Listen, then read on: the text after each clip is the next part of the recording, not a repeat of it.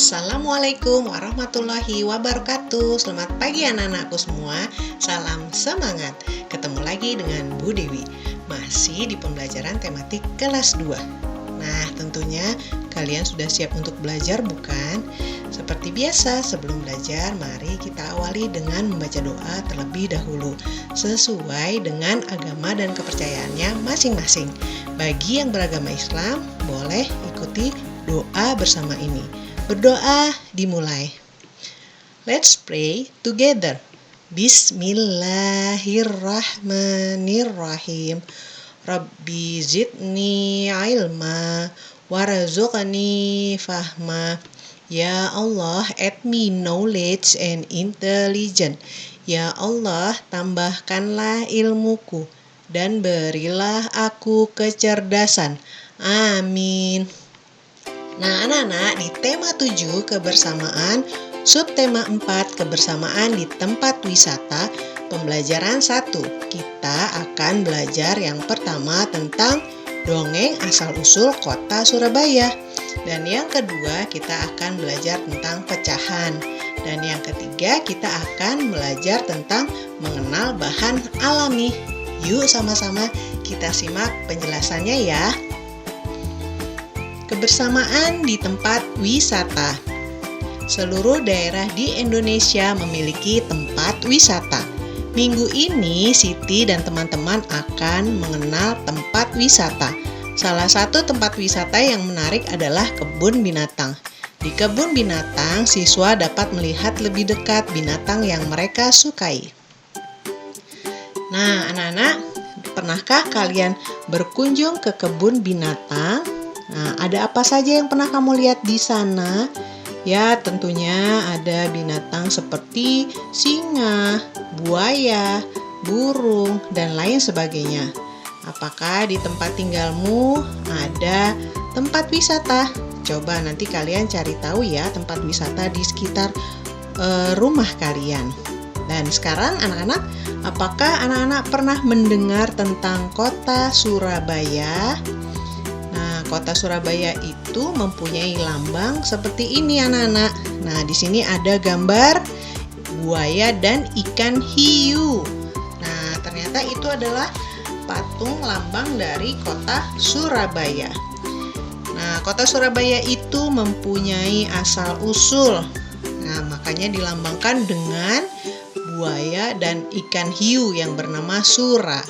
Nah, sekarang kita simak sama-sama yuk cerita tentang asal-usul kota Surabaya. Dahulu di lautan luas sering terjadi perkelahian antara ikan hiu Sura dengan buaya. Mereka berkelahi hanya karena berebut mangsa. Keduanya sama-sama kuat, sama-sama tangkas, sama-sama cerdik, sama-sama ganas, dan sama-sama rakus. Sudah berkali-kali mereka berkelahi, namun belum pernah ada yang menang ataupun yang kalah. Akhirnya mereka mengadakan kesepakatan. Aku bosan terus-menerus berkelahi, buaya. Aku juga, Sura. Apa yang harus kita lakukan agar kita tidak lagi berkelahi? Untuk mencegah perkelahian di antara kita, sebaiknya kita membagi daerah kekuasaan menjadi 2. Aku berkuasa sepenuhnya di dalam air dan harus mencari mangsa di dalam air. Sedangkan kamu berkuasa di daratan dan mangsamu harus yang berada di daratan. Sebagai batas antara daratan dan air, kita tentukan batasnya, yaitu tempat yang dicapai oleh air laut pada waktu pasang surut. Baik, aku setuju gagasanmu itu. Dengan adanya pembagian wilayah kekuasaan, maka tidak ada lagi perkelahian antara Sura dan buaya. Keduanya telah sepakat untuk menghormati wilayah masing-masing. Namun, pada suatu hari, ikan hiu Sura mencari mangsa di sungai. Hal ini dilakukan dengan sembunyi-sembunyi agar buaya tidak mengetahui. Mula-mula hal ini memang tidak ketahuan. Tetapi pada suatu hari, buaya memergoki perbuatan ikan hiu sura ini.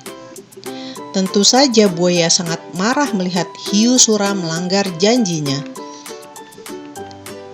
Hei Sura, mengapa kamu melanggar peraturan yang telah kita sepakati berdua? Mengapa kamu berani memasuki sungai yang merupakan wilayahku? Aku melanggar kesepakatan. Bukankah sungai ini berair? Bukankah aku sudah bilang bahwa aku adalah penguasa di air? Apa? Sungai itu tempatnya di darat, sedangkan daerah kekuasaanmu ada di laut. Berarti sungai itu adalah daerah kekuasaanku. Tidak bisa. Aku kan tidak pernah bilang kalau di air itu hanya air laut, tetapi juga air sungai. Kau sengaja mencari gara-gara, Sura. Tidak, kukira alasanku cukup kuat dan aku memang di pihak yang benar. Kau sengaja mengakali aku. Aku tidak sebodoh yang kau kira. Aku tidak peduli kau bodoh atau pintar. Yang penting air sungai dan air laut adalah kekuasaanku. Buaya yang kesal akhirnya mengajak Sura untuk bertarung. Karena tidak ada yang mau mengalah, maka pertempuran sengit antara ikan hiu sura dan buaya terjadi lagi. Pertarungan kali ini semakin seru dan dahsyat. Buaya mendapat gigitan hiu sura di pangkal ekornya sebelah kanan. Selanjutnya, ekornya itu terpaksa selalu membengkok ke kiri. Sementara ikan sura juga tergigit ekornya hingga hampir putus. Lalu ikan sura kembali ke lautan. Buaya puas dapat mempertahankan daerahnya. Pertarungan antara ikan hiu yang bernama Sura dan buaya ini sangat berkesan di hati masyarakat Surabaya. Oleh karena itu, nama Surabaya selalu dikait-kaitkan dengan peristiwa ini. Nah, dari peristiwa inilah kemudian dibuat kota Surabaya. Lambangnya yaitu gambar ikan sura dan buaya. Jika anak-anak pergi berkunjung ke kota Surabaya, maka di tengah kota atau di pusat kotanya terdapat patung ikan sura dan buaya. Seperti ini ya anak-anak bentuknya. Nah, itulah yang dinamakan asal-usul kota Surabaya. Bagaimana ceritanya? Nah, tentunya kalian sangat senang mendengarnya, bukan? Nah, kemudian dari unsur-unsur dongeng mengenai cerita tadi, kita lihat di sini bahwa tokoh yang ada dalam cerita dongeng tersebut adalah ikan hiu sura dan buaya. Kemudian watak dari mereka, ya kita lihat tadi ya anak-anak, bahwa ikan hiu sura itu wataknya apa ya? Ya, wataknya licik, cerdik, dan serakah. Ya, seperti tadi, dia sudah mengatakan bahwa wilayah kekuasaannya adalah di air, ya.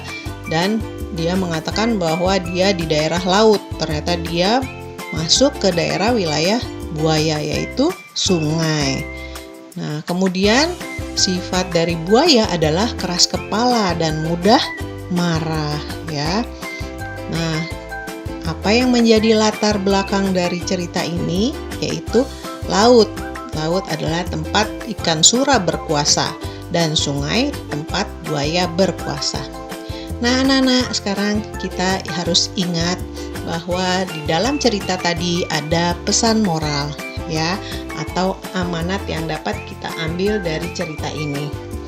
Nah, di mana perkelahian bukan jalan yang baik untuk menyelesaikan masalah, malah justru menimbulkan masalah baru. Saling menghargai antara sesama dan itu lebih baik sebab menciptakan ketentraman. Yang kedua, ketamakan dan kerakusan akan kekuasaan bukan sifat terpuji, yang ujungnya malah menimbulkan kesengsaraan. Nah, kalian harus menghargai setiap yang kita miliki. Jika kita menginginkan sesuatu, tentunya dengan usaha yang benar dan tidak melanggar peraturan yang berlaku. Dan kemudian pesan moral yang ketiga, nah anak-anak, tadi kita jangan berkhianat karena akan merusak nilai-nilai kesetiaan, loyalitas, dan hanya bisa merusak mental dan fisik diri kita sendiri. Kemudian yang keempat adalah menepati janji yang sudah disepakati. Jadi ketika kita sudah berjanji maka harus ditepati. Nah, tentunya anak-anak bisa menjalankan pesan moral ini dalam kehidupan sehari-hari ya. Nah, sekarang kita di materi yang kedua yaitu pecahan. Hiu, sura, dan buaya sepakat membagi dua wilayah. Bagian laut wilayah sura dan bagian darat adalah wilayah buaya. Nah, di sini ikan sura dan ikan buaya masih dalam satu wilayah. Nah, ini karena mereka belum menyepakati wilayah mereka masing-masing. Nah, setelah disepakati, wilayah yang satu ini dibagi menjadi dua sama besar, ya. Nah, jadi masing-masing setelah disepakati, masing-masing mendapat setengah, ya. Jadi mereka mendapat setengah wilayah dari wilayah yang belum disepakati tadi. Nah, kemudian sekarang kita lihat contoh berlatih menyatakan gambar yang diarsir di bawah dalam pecahan. Nah, di sini ada gambar apa ya? Ada gambar persegi. Nah, persegi ini dibagi 4 sama besar. Nah, kemudian yang diwarnai hijau ini adalah satu bagian dari 4 potong atau 4 segitiga ya bentuknya ya, dipotong sama besar berbentuk segitiga. Sehingga satu bagian dari 4 bagian yang ada itu disebut 1/4. Artinya 1 dibagi 4 bagian sama besar. Nah, kemudian kalian yang ketiga kita akan belajar mengenal bahan alami dalam berkarya. Kekayaan budaya Indonesia merupakan modal munculnya keberagaman produk kerajinan Indonesia. Nah, bahan alam sebagai salah satu bahan dasar kerajinan banyak tersebar di bumi Indonesia. Ya, anak-anak, negara kita, negara Indonesia kaya dengan berbagai sumber alami yang dapat dimanfaatkan. Bahan alami tersebut dapat dimanfaatkan salah satunya sebagai produk kerajinan. Nah, bahan alam apa saja yang bisa dibuat kerajinan? Nah, kalian tentu tahu tanah liat bukan? Ada tanah liat, kayu, bambu, serat alami, kulit, logam, dan batu. Nah, sekarang kita akan membahas bahan alami tanah liat. Kerajinan yang dibuat dari bahan tanah liat biasanya dikenal orang dengan kerajinan keramik.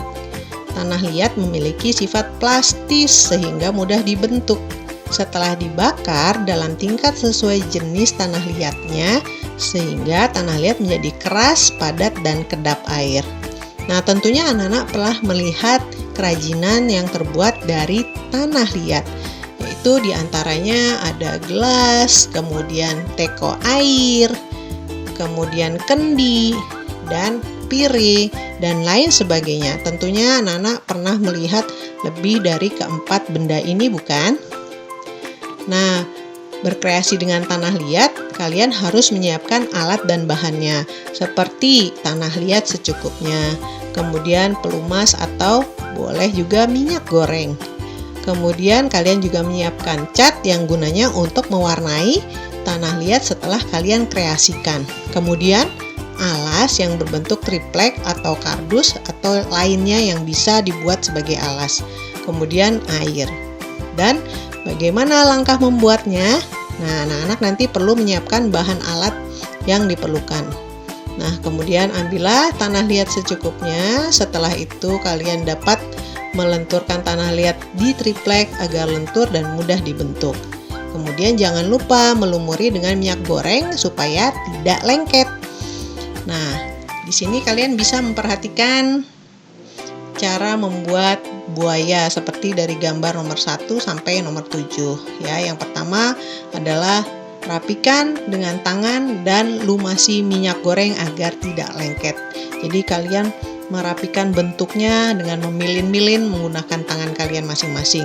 Kemudian jangan lupa lumuri minyak goreng agar tidak lengket di tangan. Kemudian setelah itu, langkah kedua adalah menjemur karya kalian tadi selama 1-2 hari supaya tidak pecah-pecah. Nah, setelah kering, kalian amplas permukaannya supaya halus. Nah, setelah itu boleh kalian cat sesuai dengan keinginan dan kemudian keringkan kembali agar catnya mengering dan terlihat bagus. Nah, sekarang kita melakukan kegiatan pertama ya. Yang pertama, tuliskan pesan moral yang terkandung dalam dongeng Asal Usul Kota Surabaya. Nah, tentunya kalian tadi sudah menyimaknya bukan? Nah, pasti kalian bisa menuliskannya. Kemudian yang kedua adalah yuk kita menjawab pertanyaan berdasarkan dongeng tadi dari buku tema 7 halaman 170. Tentunya kalian yang sudah menyimak ceritanya tadi dapat menjawabnya dengan baik. Kemudian di kegiatan 2, yuk kita sama-sama menyatakan gambar yang diarsir di bawah dalam pecahan dan memasangkan gambar dengan pecahan yang sesuai dari buku tema 7 halaman 172.